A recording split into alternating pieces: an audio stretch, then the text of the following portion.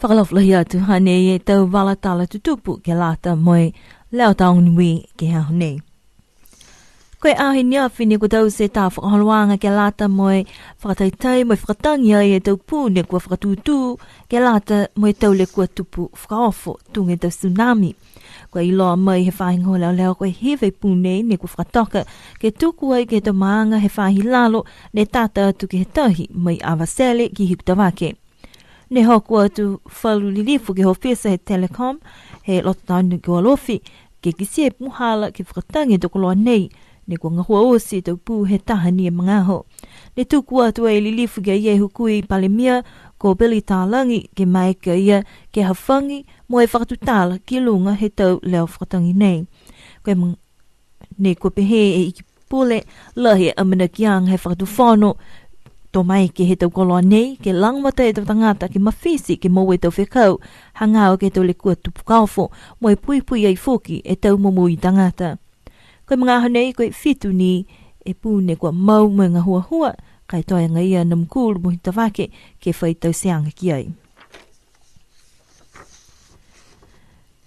Koe taha pitinisi fōne kua whakatuwa i ke lata moe tau nono whanga he tau tangata whenonga ewa kua hawhangi tuai.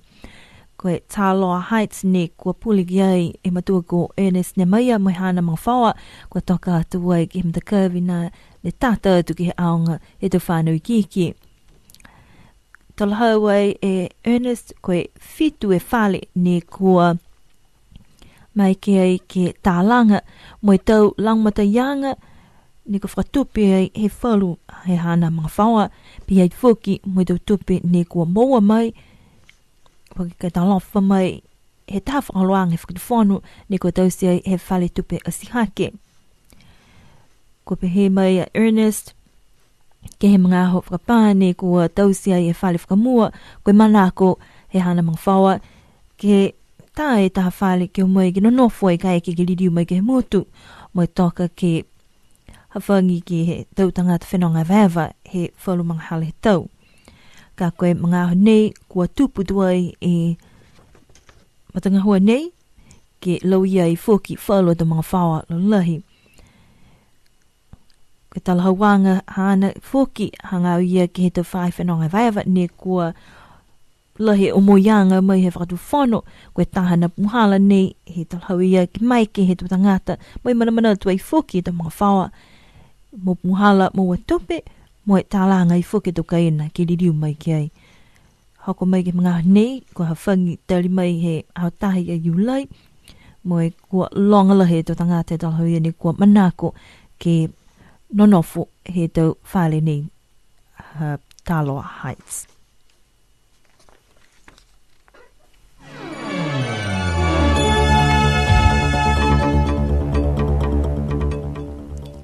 Falaflahiatu listening into Radio Sunshine's news bulletin for today.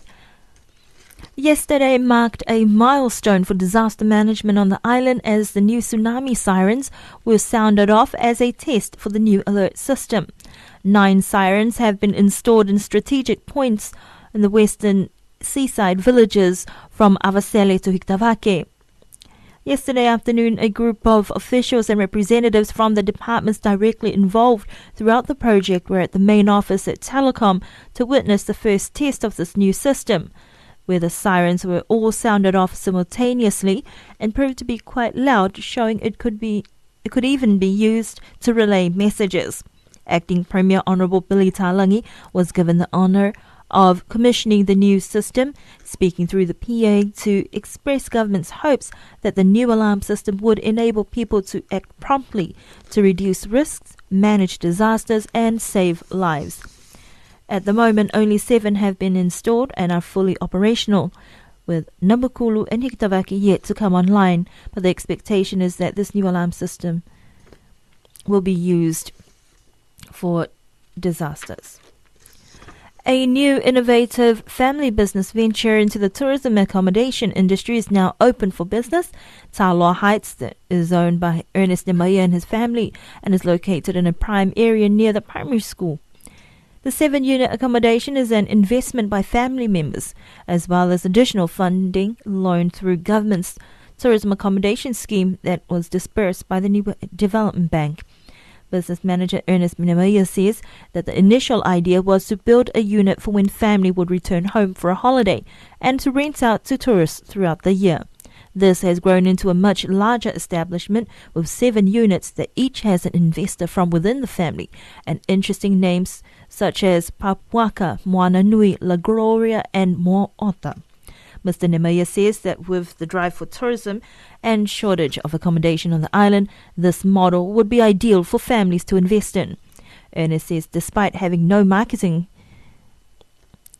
they are already fully booked for the next few months, so the venture looks like a success. In our news from the region, the Cook Islands Democratic Party says it is putting together a good case to back up allegations of bribery and cheating in the election. The Cook Islands Party won a majority in the July election with 13 seats, but the Democratic Party is challenging the results at a cost of at least 52,000 New Zealand dollars. Its president, Sean Willis, says the party isn't willing to sit on its butt till the next election, and the cost is necessary to overturn the results. Willis says electoral registrars wrongfully rejected valid votes and candidates bribed voters with items such as washing machines and motorbikes. Final petitions and fees are due by the 8th of August. Two of Fiji's National Federation Party's candidate nominees for the 17th September general election have withdrawn their nominations because they are not eligible under the amended electoral decree passed last week.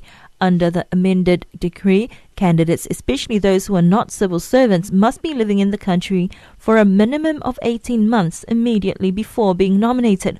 Under the Constitution, you cannot challenge any decree or written law until after the first seating of Parliament, so that is out. It is also out because it is beyond the prescribed period. The withdrawal of the two nominees brings to 43 the number of provisional candidates named by the party to date.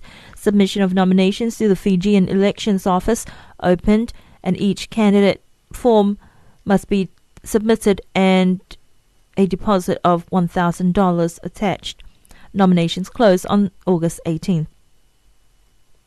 Fiji's Attorney General Syed Khaiyam says media organizations in the country who are biased towards a political party need to declare their position publicly. Syed Khaiyam says this is normal practice in other countries and Fiji should be no different. Syed Khaiyam's calls also comes amid similar calls from other political parties and the Electoral Commission for fair coverage on the elections by all local media organizations. Civil servants are also reminded that public funds must not be used to meet the expense of any political activity, including claims for mileage or subsistence allowance. Civil servants and government wage earners are also reminded not to indulge in active political activities and must refrain completely from making public comments. Chan says while civil servants may be members of a political party, they may attend, vote and speak at only privately held meetings. An archaeologist whose work has traced the origins of Polynesian settlement in the Pacific says it's a shame Tonga doesn't have a museum to showcase its own history. Canadian archaeologist Professor David Burley has spent many years uncovering the origins of settlement in Tonga. He's just completed an excavation outside the small village of Nukuleka at the entrance of Tongatapu's Central Lagoon. Professor Burley collected lapita pottery, fish bones and shell dating back 2,800 years, making it the oldest material in Polynesia. What makes Nukuleka so special is that it's the earliest site in Tonga, and Tonga is certainly the first archipelago to be settled in Polynesia. Ultimately, all Polynesians can trace their ancestry or some part of it back to that founding colony. Professor Burley says he would like the materials collected to be on display in Tonga so local populations can see their heritage. He says Tonga is one of the few countries in the Pacific without a museum after the previous museum, which was sponsored by the royal family, ran out of funds. Professor Burley says a group of business people in Tonga is starting to formulate plans for a heritage program and museum facility. Opposition MPs and Nauru's barred Australian ex-Chief Justice have welcomed the government's appointment of 3 new judges to the country's Supreme Court bench, but says they expect the new judges will face challenges to their independence. The country has been without a Chief Justice since Jeffrey Eames resigned in March after his visa was revoked in January. The new Chief Justice will be Fijian Johnny Mandrabiwi, who is currently serving as a Privy Councillor in Tonga and has worked in Fiji's High Court and as a member of the Solomon Islands Truth and Reconciliation Commission. He'll be joined by Australians Mohammed Shafi Khan, who has served in Fiji and Solomon Islands, and Jane Elizabeth Hamilton-White, the first female appointed to the Nauru Supreme Court. Justice Eames says Nauru has been deprived of a functioning Supreme Court for 6 months. Roland Khan, one of 5 MPs suspended from Nauru's parliament earlier this year, has told Pacific Beat he's encouraged by the long-awaited appointment. He says Justice Minister David Adiang's comments that 3 judges have been appointed in order to prevent one justice making all the decision are nonsense and in no way justify the suspension of the previous Chief Justice. New Zealand's new Pacific Economic Ambassador says he feels optimistic about the future of the region's fisheries after attending the Pacific Islands Forum Leaders Summit.